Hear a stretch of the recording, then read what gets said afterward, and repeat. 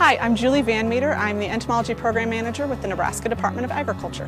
NDA inspects nursery stock in general to make sure that it's sound, healthy nursery stock, that it doesn't have insect or disease problems, or anything that might be injurious to the health of the plant.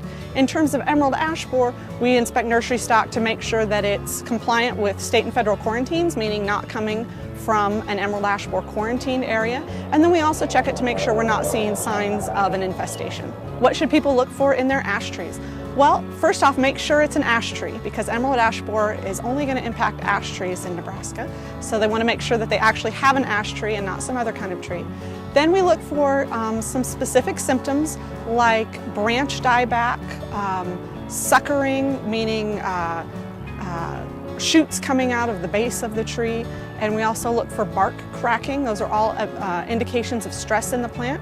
There's also some specific signs that we look for, signs being evidence of the insect itself, and the primary one of those is a D-shaped exit hole. There are other insects that will infest ash trees, but the emerald ash borer is really the only one that's going to leave that distinctive D-shaped exit hole.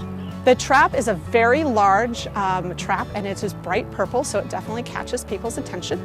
It's purple because research has shown that that's a color that's attractive to the insect.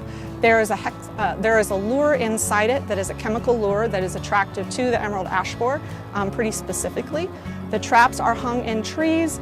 We try and get it at least 15 feet off of the ground, and preferably on a sunny side, because that again tends to be the preferred location for them.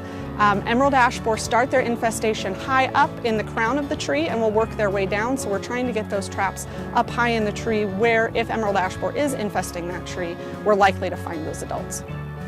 So if we suspect that we have an emerald ash borer in one of the traps, we will take a sample of that insect and we'll take it to the University of Nebraska to have somebody else confirm for us that they believe it's also emerald ash borer. If it's a first in county find or a first in state find, we will then send it on to a USDA identifier to get a secondary confirmation.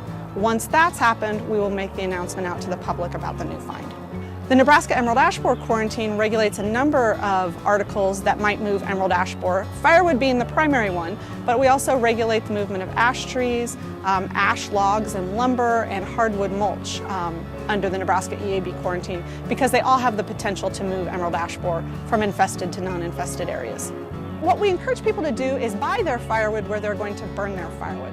So don't take your firewood with you when you camp. There's always the potential to move plant pests in firewood, and so it's much better if you get it at your camping location or where you plan to burn it.